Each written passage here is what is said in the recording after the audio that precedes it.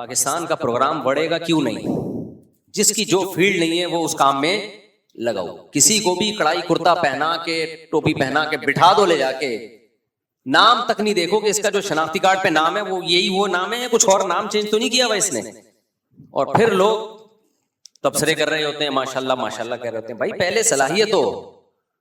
وہی بات ہے نا, ایک صاحب سے میں نے کہا کہ بھائی یہ جو آپ آج کل کے اسکالرس کو فالو کر رہے ہو, کہہ رہے نہیں وہ بات قرآن و حدیث سے کرتے ہیں. میں نے کہا آپ کو پتہ کیسے چل جاتا ہے کہ یہ حدیث کا ترجمہ صحیح کر رہے ہیں, یا جو حدیث پیش کر رہے ہیں اس کے مقابلے میں دوسری حدیث بھی ہے یا نہیں ہے؟ تو میں نے کہا مجتہدین کو کیوں فالو نہیں کرتے؟ ابو حنیفہ, شافعی, ان لوگوں کو فالو کرو جو امت کے ریسرچر تھے یہ بہت بڑے. تو کہتے ہیں کیا ان سے امام حنیفہ سے غلطی نہیں ہو سکتی, امام شافعی سے غلطی نہیں ہو سکتی؟ تو میں جواب میں کہتا ہوں ایک ہے غلطی کسی اہل سے ہو, جو غلطی کا اہل ہو, جو تحقیق کا اہل ہو, اس سے غلطی ہوگی تو معاف ہے. جو تحقیق کا اہل ہی نہیں ہے وہ درست بات بھی کرے گا تو معاف نہیں ہے. دیکھو ایک ڈاکٹر علاج میں غلطی کرتا ہے, اس کو معاف کیا جا سکتا ہے, بہت بڑا ڈاکٹر ہے یار, اس دفعہ غلطی ہو گئی, ٹانگ صحیح نہیں جڑی. لیکن کسی قصائی سے آپ نے آپریشن کرا لیا, وہ اگر ٹانگ جوڑ بھی دے گا نا معاف نہیں کیا جائے گا کہ تو نے ہاتھ کیوں لگایا, یہ تو قدرت کی چمتکار ہو گئی, کوئی قدرت کی طرف سے جڑ گئی. مطلب تجھے یہ اتھارٹی کس نے دی ہے کہ تو آپریشن کر؟ وہ اگر صحیح بات بھی کرے گا تو شریعت میں اس کی بات مردود ہے. بھائی تو اہل نہیں ہے. جو اہل ہوتے ہیں اذا اجتہد المجتہد, حدیث میں آتا ہے مجتہد جب اجتہاد کرے فإن أصاب فله أجران, درست نتیجے تک پہنچے 2 اجر, وإن أخطأ فله أجر, غلطی کرے تو بھی اجر, کیونکہ اس کے بس میں جو تھا اس نے کر لیا. لیکن جو آدمی اہل ہی نہیں ہے, آپ یونیورسٹی میں پڑھا آپ نے کیا ہے اور آپ لوگوں کو مسائل بتا رہے ہو, بھائی آپ تو اگر صحیح بات بھی کہو گے تو آپ کو اجر نہیں ملے گا, آپ اس فیلڈ کے ہو نہیں, آپ اہل نہیں ہو. اور جو اس سے مسئلہ پوچھے گا وہ بھی گمراہ ہوگا. یہ بخاری کی حدیث ہے, میں اپنی طرف سے نہیں کہہ رہا. حدیث میں آتا ہے قرب قیامت میں علماء ختم ہوں گے, لوگ جاہلوں کو سردار بنائیں گے, اپنا فتویٰ دیں گے جاہل لوگ.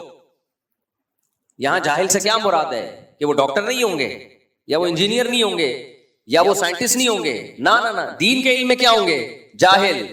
فرمایا غلو و اغلو, وہ فتویٰ دیں گے, لوگ اس فتوے کو فالو کریں گے, ان کی چرب زبانی کو دیکھ کر, ان کے ریفرنسز کو دیکھ کر خود بھی گمراہ ہوں گے, پبلک کو بھی گمراہ کریں گے. آپ کو یہ ریفرنسز کو دیکھ کر حدیث میں تو نہیں ہے, یہ الفاظ تو میں اپنی طرف سے ایڈ کر رہا ہوں.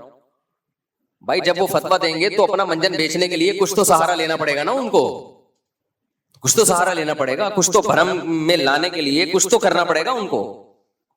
لوگ ان کے ان باتوں سے متاثر ہوں گے. آپ نے فرمایا حدیث سے صاف پتہ چلتا ہے فتویٰ دینے کا اہل مفتی ہیں, عالم ہیں, مجتہدین ہیں, جن کو امت نے فالو کیا ہے, اس کے بغیر نہیں ہو سکتا. تو یہ پاکستان میں ہی ہے, سعودی عرب میں نہیں ہے, ملیشیا میں نہیں ہے, کہیں بھی نہیں ہے دنیا میں اتنی آزادی. سعودی عرب میں آپ دیکھیں تو دکھاؤ فتویٰ, آپ کو فوراً حکومت اٹھائے گی, آپ کہو میں نے قرآن حدیث کے مطابق بالکل صحیح فتویٰ دیا, وہ شرطیں رکھ کے چمٹ لگائیں گے تمہیں, کہیں گے بھائی تو نے پڑھا کیا ہے؟ تو آپ بتاؤ گے کہ میں نے جی میڈیکل سائنس پڑھی ہے, تو کہے گا ادھر جا کے فتویٰ دے. میڈیکل سائنس کی باتیں کرو آپ کو فتویٰ دینے کی اجازت نہیں ہے. صرف یہ پاکستان میں چل رہا ہے سسٹم, الیکشن میں صرف سسٹم نہیں ہے, ہر جگہ کیا چل رہا ہے؟ سسٹم. خالی الیکشن میں ہوتا تو چلو کوئی بات تھی یار, برداشت کر لیتے. برداشت تو اب بھی کر ہی رہے ہیں, کرنا ہی پڑے گا, اور ہمارے پاس کوئی برداشت کے علاوہ کوئی آپشن ہے نہیں. اور کراچی میں تو ہم بچپن سے دیکھتے آ رہے ہیں, گاڑیوں کے پیچھے لکھا ہوتا ہے تپڑ ہے تو پاس کر ورنہ برداشت کر. تو اس سے اتنا اللہ کا شکر ہے یہ دماغ میں یہ چیز بیٹھ گئی ہے کہ یار یا تو پاس کرو یا کیا کرو, برداشت کرو. تو یہ کراچی کا احسان ہے ہمارے اوپر, ہمیں یہ بات بچپن سے سکھائی. رکشوں ٹیکسیوں کے پیچھے لکھ کے رکشے نے لکھا ہوتا ہے تپڑ ہے تو پاس, اور ٹرک کو بتا رہا ہوتا ہے. کانفیڈنس دیکھو یار آپ. اور ٹرک والا اس کو اوورٹیک نہیں کر سکتا رکشے کو, ایسے ایسے گھما رہا ہوگا, وہ رکشہ بھی ایسے ایسے. تو تپڑ ہے تو پاس کر ورنہ برداشت کر. یہ بڑی سیکھنے کی بات ہے. آپ سسٹم ہے, یہ سسٹم ہے, ہم چینج نہیں کر سکتے, تو نہیں پاس کر سکتے تو کیا کریں گے بھائی, برداشت کرو. تو جو جس کی فیلڈ نہیں ہے وہ اس میں کوئی مفتی بنا ہوا ہے, کوئی حکیم بنا ہوا ہے. حکیموں میں منجن دیکھ لو یار, برباد کیا ہوا ہے یوٹیوب کی دنیا میں. ہر آدمی بیٹھ کے حکیم بنا ہوا ہے, نسخے بتا رہا ہے, ٹوٹکے بتا رہا ہے. ایک دفعہ میرے پاس فون آیا کہ میں حکیم ہوں نہیں, لیکن میں نے حکیموں والا چینل بنایا ہوا ہے. میں نے کہا کہاں سے جائز ہے آپ کے لیے یار یہ کام؟ کہتے ہیں میں صرف حکیموں کی جو مشہور دوائیں ہیں وہ بتاتا ہوں. میں نے کہا پھر آپ صرف اتنا کیا کریں, یہ بتا دیا کریں کہ یہ ایک میڈیسن ہے, اس کام کے لیے حکیم لوگ کہتے ہیں کہ استعمال ہوتی ہے نہیں ہوتی کون جانتا ہے, اپنی ذمہ داری پہ یوز. اتنا ٹھیک ہے, اس سے آگے نہیں بڑھو کہ میری تحقیق. یہ نہیں بتاؤ کہ نزلے کے لیے میری تحقیق ہے کہ یہ ہے نزلے کے لیے. ایسے جب نیم حکیموں سے واسطہ پڑتا ہے بیڑا غرق ہوتا ہے صحتوں کا.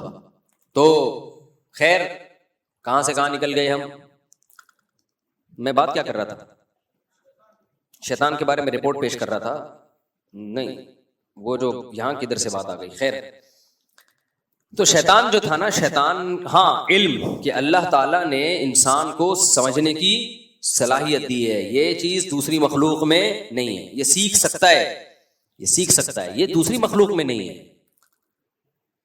اگر انسان کے مادے کو دیکھا جائے تو بہت چھوٹی سی مخلوق ہے بھائی. واقعی اس کی 2 ٹکے کی اس کائنات میں ویلیو نہیں ہے. میں کچھ بھول رہا ہوں, میں بیچ میں ایک جگہ نہیں, ملحد والی بات نہیں. خیر, میں جب بھول رہا ہوں تو لوگ کہتے ہیں آپ کا حافظہ خراب ہو گیا. تو اتنے سارے لوگ ہیں یہ بھی تو بھول رہے ہیں, تو میرا کہاں سے خراب ہو گیا خالی. تو شیطان جو ہے ہاں اس کو 2 دھوکے ہوئے. ایک دھوکا تو اس کو یہ ہوا کہ وہ سمجھ رہا ہے یہ میں خود سے آگ سے بنا ہوا, اور دوسرا دھوکا وہ سمجھ رہا ہے کہ جو آگ سے بنی ہوئی چیز ہوتی ہے وہ زیادہ, اس کی فضیلت زیادہ ہے, اور جو مٹی سے بنی ہوئی ہے اس کی فضیلت کم ہے. بھائی اگر اس کو دیکھا جائے مٹی سے بنی ہوئی چیز اور آگ سے, تو آگ کی بنی ہوئی کی بھی کوئی ویلیو نہیں ہونی چاہیے. اس کائنات میں کیا آپ کی کیا پاور ہے آپ کے پاس؟ تو فضیلت کس بیس پہ اللہ نے دی ہے؟ علم. دیکھو علم کی فضیلت اتنی زیادہ ہے, اتنی زیادہ ہے.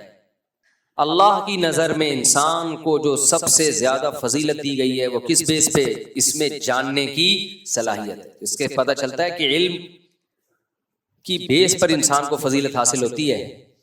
اس کی سب سے بڑی دلیل یہ ہے کہ اللہ اپنی علم والی صفت کو بہت ہائی لائٹ کرتا ہے.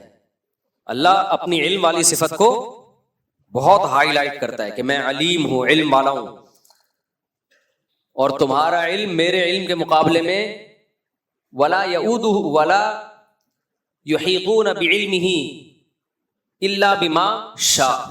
آیت الکرسی میں ہے نا کہ تمہارے پاس صرف اتنا علم ہے جتنا میں نے تمہیں دے دیا, باقی علم کس کے پاس ہے؟ میرے پاس.